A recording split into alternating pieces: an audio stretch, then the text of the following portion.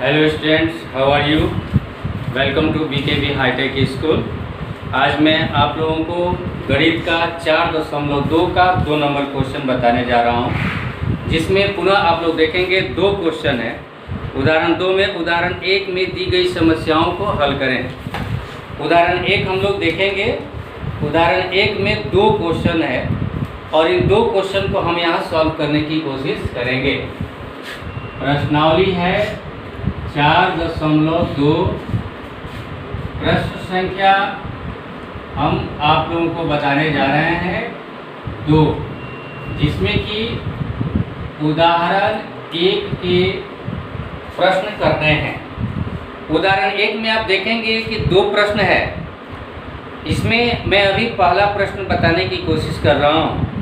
पहला प्रश्न है, जॉन और जीवंती दोनों के पास कुल मिलाकर 45 कंचे हैं। दोनों 5-5 कंचे खो देते हैं और अब उनके पास कंचों की संख्या का गुणनफल 124 है। हम जानना चाहेंगे कि आरंभ में उसके पास कितने कंचे थे। ध्यान देंगे, इसमें 2 नाम है। पहला नाम एक जॉन और जो दूसरा नाम है वह है जीवंती। अब प्रश्न के अनुसार इसमें दोनों के पास कंचे हैं और दोनों के पास जो कंचे हैं उनकी कुल संख्या, जॉन के पास कुछ कंचे होंगे और जीवंती के पास कुछ कंचे। कंचे मतलब समझ रहे हैं आप लोग, गोली, टई, है ना? तो उसको हम लोग कंचे कहते हैं। टोटल इनकी संख्या कितनी है? 45। दोनों के पास कंचों की संख्या कुल मिलाकर कितनी है? 45 है। अब हम लोग यहीं पर दिमाग लगाएंगे कि मालूम नहीं है कि किसके पास कितना है। तो आसान सा है, मान लीजिए कि जॉन के पास X कंचे हैं। जॉन के पास कितनी कंचे हैं? तो जीवंती के पास कितने होंगे? सीधी सी बात है कि अगर बाय द वे हम 2 व्यक्तियों के पास 10 रुपये हैं, एक के पास अगर 2 रुपये है तो दूसरे के पास 10 घटाओ 2, 8 हो जाता है ना। उसी प्रकार अगर जॉन के पास 100 रुपया है तो जीवंती के पास कितनी हो जाएंगे? 45 में से जॉन को घटा देंगे तो जीवंती के पास जितना होगा उतनी कंचों की संख्या निकल जाएगी। तो इसी चीज को अब हम लोग भाषा के रूप में लिखेंगे। क्या लिखते हैं भाषा के रूप में? माना कि जॉन के पास X कंचे हैं, तो जीवंती के पास 45 माइनस X कंचे होंगे। इतना समझ में आ गया होगा? अब प्रश्नानुसार हम लोग देखेंगे कि प्रश्न पुनः क्या कहता है। इस प्रश्न में हम देखें कि दोनों 5-5 कंचे खो देते हैं। पहले जितने हैं उसमें से 5-5 कंचे क्या कर देते हैं? अब खो देने के पश्चात इनके पास कितने कंचे बच जाएंगे, ये हम लोग ध्यान देंगे। अगर जॉन के पास X तो 5 कंचे खो दिया, X माइनस 5, 45 माइनस X, इसने भी 5 खो दिया, 40 माइनस X लिख सकते हैं, 5 कौन है ना।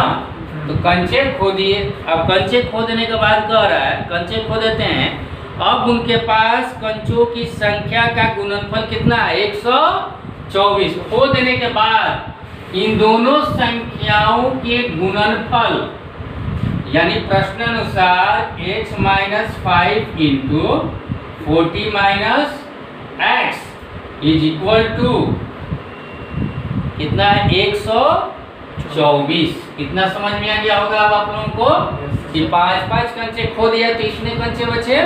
अब इतने कंचों का गुणनफल, दोनों में गुना, ब्रैकेट गुना का प्रतीक होता है, तो गुणनफल 124 है। और इसे हम लोग क्या करेंगे? द्विघात समीकरण के रूप में लाएंगे और पुनः इसका हल करेंगे, आंसर हमारा आ जाएगा। तो कैसे करेंगे? तो इसको जैसे कि पहले x से इन दो पदों में गुना करेंगे, x में 40 से गुना करेंगे तो हमारे पास कितना हो जाएगा 40x, x में -x से गुना करेंगे तो -x स्क्वायर, -5 प्लस 40 में गुना करेंगे तो -200 और -5 और -x में गुना करेंगे तो +5x बराबर कितना हो जाएगा 124। अब जैसा कि हम जानते हैं द्विघात समीकरण बनाने के लिए आसान करने के लिए सभी को एक ही तरफ रखते हैं और दाहिने तरफ बराबर क्या लिख देते हैं 0 लिख देते हैं, बताया था मैंने पहला लाइव क्लास में। तो उसी प्रकार से हम करेंगे 40x। देखिए हम शॉर्टकट में बहुत कुछ कर सकते हैं, लेकिन मैं आपको स्टेप बाय स्टेप ही बता रहा हूँ क्योंकि आपको कंफ्यूजन ना हो। इतना कर लिया हमने, 124 को हमने पहले लिख दिया -124। टोटल सी देखिए हूबहू हमने वही किया है जो लिखा हुआ है, दूसरा सिर्फ 124 बराबर के दाहिने तरफ था, बराबर के बाएं तरफ कर दिया। अब हम लोग देखेंगे यहाँ पर 40 हम जानते हैं कि सजातीय पदों को जोड़ घटाव किया जाता है। सजातीय पद को देखिए -x², इसमें x² का जात का कोई नहीं है, इसलिए इसको हम उसी तरह पहले लिख लेंगे -x²। इसके बाद कम घात वाला, एक घात वाला ये है 40x और 5x कितना हो जाएगा 45x प्लस 45x। अब बिना घात वाला देखेंगे -200 और -124 ये हो जाएगा -324 बराबर कितना हो गया 0 हो गया। अब ये हम देख रहे हैं यहाँ पर ये हमारा किस रूप में आ गया माइनस नहीं द्विघात समीकरण के रूप में आ गया, द्विघात समीकरण के रूप में आ गया। अब कुछ लोग सोचेंगे कि सर अभी तक तो हमने माइनस पहले रहता है ये बनाया ही नहीं है, तो अब इसको क्या करें। तो घबराने की बात नहीं है, इसको क्या करें अगर मान लीजिए एक दो तरीका है। कुछ लोग कहते हैं कि -1 कॉमन ले लीजिए सर और -1 को उधर भेज दीजिए प्लस हो जाएगा, लेकिन मैं सिंपली कहता हूँ कि कुछ नहीं, जैसा कि आप जानते हैं कि बराबर के बाएं तरफ ये तीनों पद हैं, अब इन तीनों पदों को अगर बराबर के दाहिने तरफ को अगर भेज देंगे तो ये सब के सब चिन्ह बदल जाएंगे क्या? तो बदल जाएंगे, तो हम इसको लिख सकते हैं 0 बराबर x² माइनस 45x प्लस 324 हो सकता है। अब यहाँ बराबर 0 जो इधर लिखे हैं हम इधर भी लिख सकते हैं बराबर 0, तो बात वही हो गई क्या? इस प्रकार से हम देख सकते हैं अगर किसी समीकरण में अगर चिन्हों को बदलना है, कुल चिन्हों को बदलना है तो आराम से बदल सकते हैं, माइनस का प्लस और प्लस का माइनस, लेकिन ये नहीं कि एक का कर दिए दूसरा तीसरा का नहीं किए तो गलत हो जाएगा। अगर बराबर 0 है तो हम क्या कर सकते हैं, चिन्हों को बदल सकते हैं। अब इसका हल करेंगे। हल करने के लिए हमने आप लोगों को गुणनखंड विधि बताया है।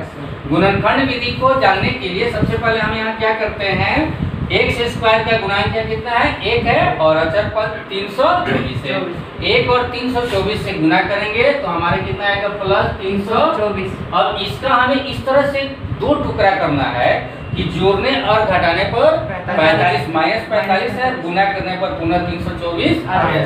तो इसके लिए हम क्या करेंगे, सबसे पहले फैक्टराइज करेंगे, 2 से काटेंगे तो कितना होगा 162, फिर 2 से काटेंगे तो फिर कितना से काटेंगे 3 से कटेगा 27 से 81 होता है, फिर 3 से काटेंगे, फिर 3 से काटेंगे, अब हमारा लास्ट कट गया। अब इसी को हमें करना है कि 45 आ जाना चाहिए जोड़ने और घटाने पर, इतना ही आएगा सर, सही है?